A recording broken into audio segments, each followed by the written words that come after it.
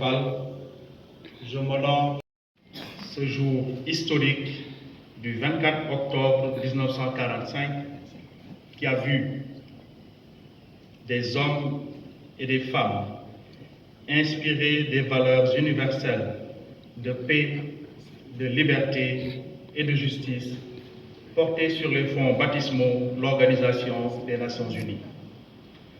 Nous célébrons ainsi 78 ans d'engagement au service du maintien de la paix et de la sécurité internationale, d'efforts constants et méritoires en faveur du développement socio-économique ainsi que de la promotion et de la protection des droits de l'homme. Trois piliers majeurs qui n'ont cessé de servir de viatique à l'action de la communauté des nations. Madame la coordonnatrice résidente, Excellences, Mesdames et Messieurs, la célébration de la Journée des Nations Unies nous offre donc l'occasion de nous réjouir des acquis considérables enregistrés dans l'œuvre d'édification d'un monde paisible et prospère, mais surtout de porter la réflexion sur les défis persistants. En effet, de l'architecture de promotion et de protection des droits de l'homme aux objectifs du développement durable, sans oublier le système de sécurité collective qui sert de cadre au déploiement de la diplomatie préventive et des opérations de maintien de la paix, nombreuses ont été les avancées majeures enregistrées à la faveur des Nations Unies. C'est dire l'impact positif que l'ONU n'a cessé d'avoir sur le quotidien des peuples et des États, donnant ainsi raison à l'ancien secrétaire général, M. Dakamak Jol, qui disait, je le cite, « L'ONU n'a pas été créée pour nous amener au paradis, mais pour nous sauver de l'enfer. » Fin de citation. Un de ses illustres successeurs, en l'occurrence M. Kofi Annan, dira plus tard, « C'est justement parce que notre monde est imparfait que nous avons besoin de l'Organisation des Nations Unies. » Fin de citation. Laissez-moi donc vous transmettre, Madame la coordonnatrice résidente, et à travers vous tout le système des Nations Unies, les chaleureuses félicitations du Sénégal en ce jour mémorable, ô combien important pour l'humanité. Cette chaleur, nous la puisons dans le respect que nous avons pour les sacrifices consentis par notre chère organisation et dans l'espoir que nous chérissons pour son avenir. Je voudrais ainsi me féliciter de l'hommage que vous venez de rendre au casque bleu sénégalais. En effet, depuis sa première mission au Congo, comme l'a rappelé le colonel Sarr tout à l'heure, en 1960 à nos jours, le Sénégal s'est illustré pour devenir le 6e plus grand contributeur de troupes et de police dans le monde, mais surtout le 1er plus grand contributeur de police. Cette place de choix dans le maintien de la paix est ainsi confortée par la médaille Mbaye Diagne pour le courage exceptionnel créé par le Conseil de sécurité des Nations Unies en l'honneur de ce valeureux officier qui s'est illustré au péril de sa vie dans la protection des civils lors du génocide au Rwanda. En rendant hommage à ces héros de la paix, vous prenez la pleine mesure de notre devoir de reconnaissance du sacrifice de ces valeureux hommes et femmes.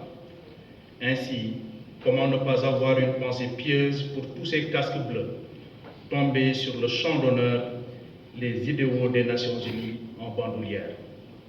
Madame la coordonnatrice résidente, Excellences, Mesdames et Messieurs, qu'il me soit permis de me féliciter de l'excellence des relations de coopération qui unissent l'Organisation des Nations Unies et le gouvernement du Sénégal. Profondément enracinées dans les valeurs universelles précitées et sous-tendues par une soif inaltérable au dialogue, les relations entre le Sénégal et l'ONU s'inscrivent dans une convergence de vues qui force le respect et suscite l'admiration. Cette relation historique, privilégiée, explique la présence en terre sénégalaise de dizaines d'agences et structures de l'ONU. Madame la coordonnatrice résidente, Excellences, Mesdames et Messieurs, pour autant, il importe de repenser le système multilatéral pour l'adapter aux exigences du monde présent et à venir. Ainsi que le président Macky Sall l'a souligné lors du débat général de la 78e session de l'Assemblée générale des Nations unies, je le cite, « Un système qui continue d'ignorer les réalités de son temps et les besoins de plus de 3/4 de ses membres accentue les inégalités, génère les conditions de sa contestation et provoque le risque de sa fragmentation. » Fin de citation. Il est heureux à ce sujet que le secrétaire général des Nations Unies, M. Antonio Guterres, qui s'est inscrit dans une dynamique de réforme depuis son accession à ses hautes fonctions, ait affirmé à cette même tribune, je le cite, « Un monde multipolaire a besoin d'institutions multilatérales fortes et efficaces. » Pourtant, la gouvernance mondiale est restée figée dans le temps. Au lieu de nous aider à régler nos problèmes, nos institutions risquent d'en être les sources. Fin de citation. Revenant au maintien de la paix, nous ne pouvons passer sous silence le caractère inadapté aux menaces actuelles de la doctrine qui sous-tend ces OMP. Or, les opérations de maintien de la paix continuent d'être déployées dans des milieux où il n'y a aucune paix à maintenir par un Conseil de sécurité qui doit être plus représentatif dans sa composition et plus démocratique dans son fonctionnement.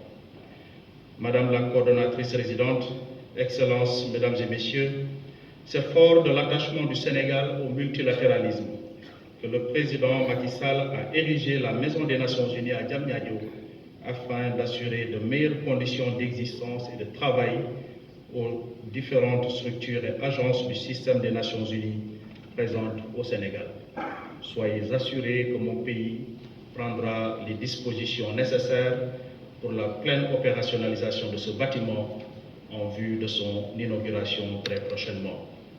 Madame la coordonnatrice résidente, Excellences, Mesdames et Messieurs, je voudrais en définitive souhaiter une agréable journée des Nations Unies à la grande famille onusienne, tout en vous réaffirmant l'engagement du Sénégal en faveur du multilatéralisme, mécanisme que nous devons à tout prix préserver et renforcer. Ce faisant, nous aurons pris pleinement conscience du legs de nos illustres prédécesseurs et de l'espoir des générations futures. Je vous remercie de votre aimable